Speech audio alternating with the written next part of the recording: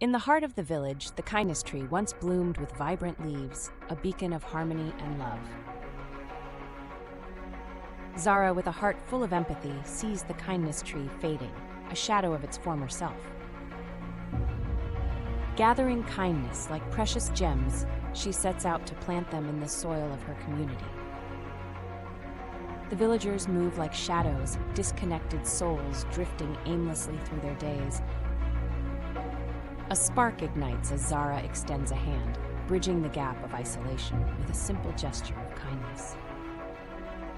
The kindness tree stands forlorn, its branches reaching out in silent plea, yearning for the touch of care. Like ripples in a pond, acts of kindness spread through the village, weaving a tapestry of unity and compassion.